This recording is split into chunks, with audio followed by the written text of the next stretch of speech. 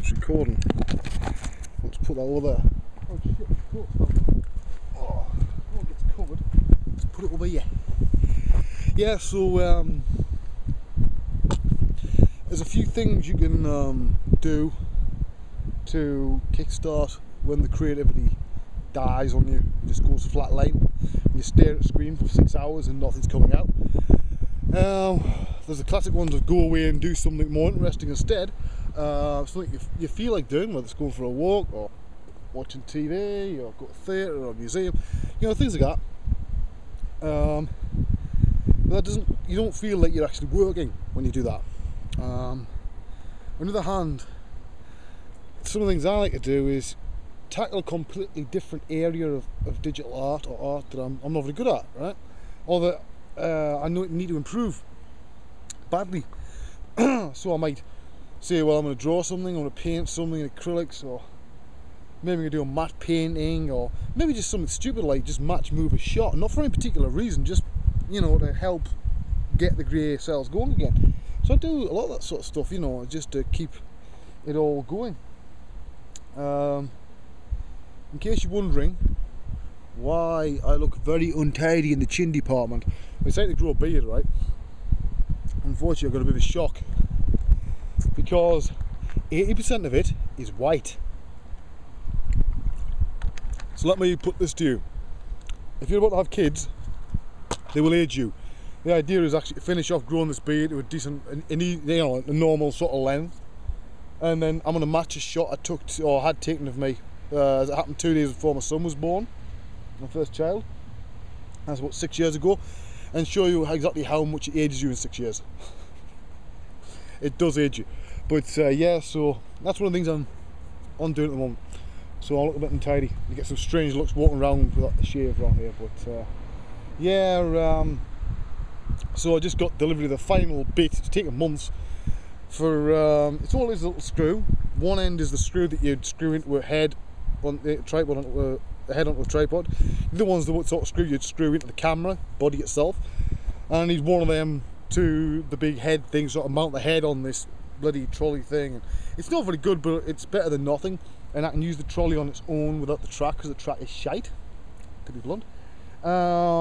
Biggest bloody financial mistake I ever made buying that.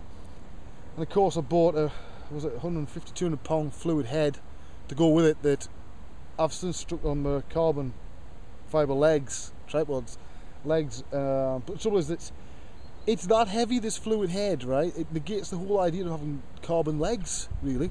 So I'm going to go back to a lighter head for that, because a lot of the stuff I'm doing is static-ish shots, you know, when I'm travelling. But I've also invented with my brother, it was an idea of mine that we sort of developed. So, well, I hate taking tripods with me, because if I go for a walk like this and I had the camera with us, you don't want to be carrying even a little fold up one like this, because those fold up ones are never stable enough, right?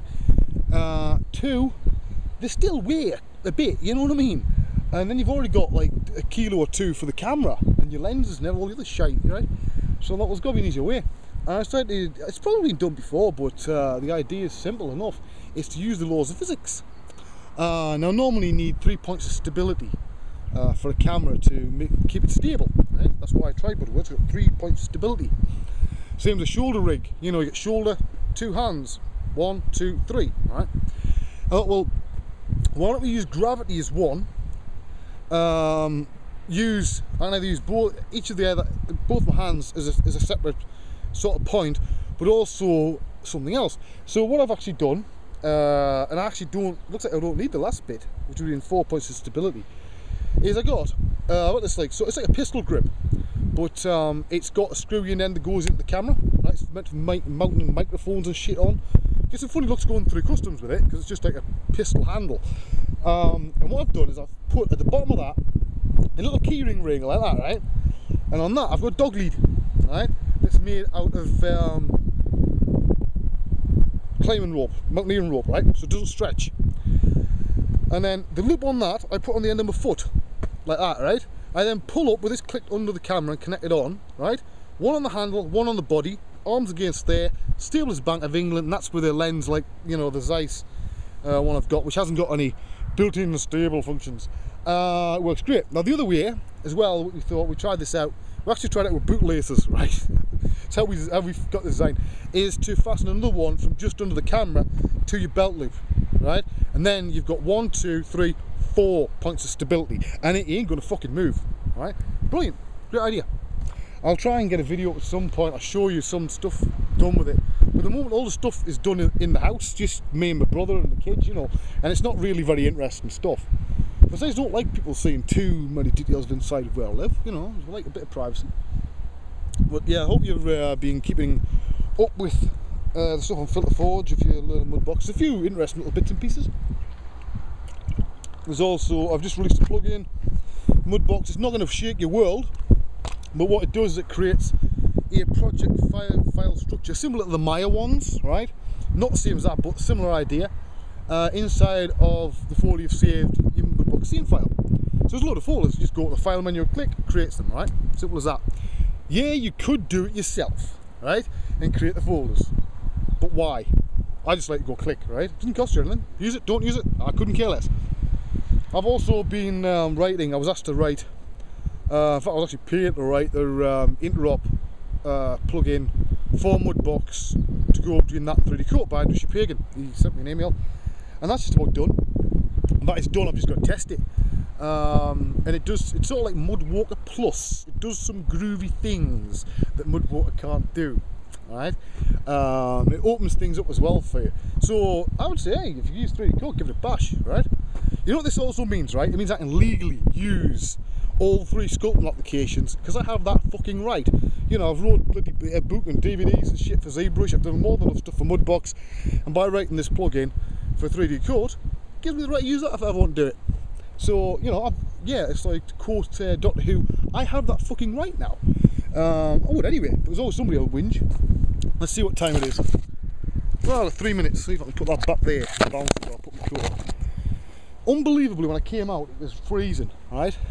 So I put a shirt on, a t-shirt, you know, my coat, and then I come out and it starts getting roasting. So I thought, oh, I'll take the coat off, up with the sleeves, and now it's getting cold again. So, there you go.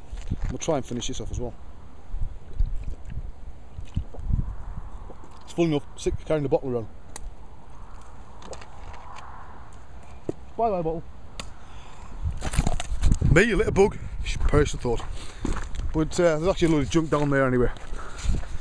So there you go. But yeah, so that's what I've been up to.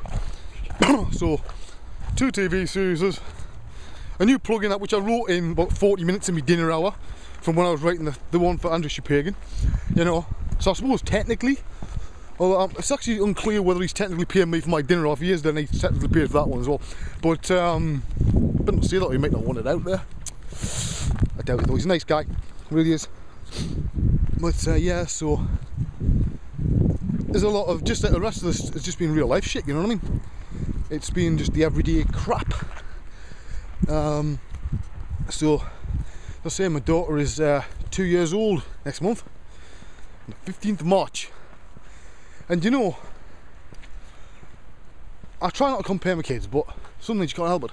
Kane's first 2 years were a nightmare because he was very ill and spent the majority of it screaming, and awake 23 hours a day. Emily's has been really easy. Doesn't seem like 2 years. Amazing, isn't it? Time's flying by. Must be. For God's sake, I'm white. I'm gonna have a white beard. Look like fucking Santa Claus. But yeah, so we'll see. Because last time I had a beard, I grew up when I was about 19. Had this black goatee beard, well, dark brown goatee beard. I look like fucking Satan, right? Like something off Dante's Inferno. So hopefully now it's a different colour. It might look a little bit different. Nice. I did think about being a vain bastard and using Grecian 2000. I thought, fuck it, why should I? But again, you know what I'm like, changing my mind. Now I'm getting up this very big hill. I've got all the way in the distance to go to the bridge. Before I do the last one, I'll see you in a minute.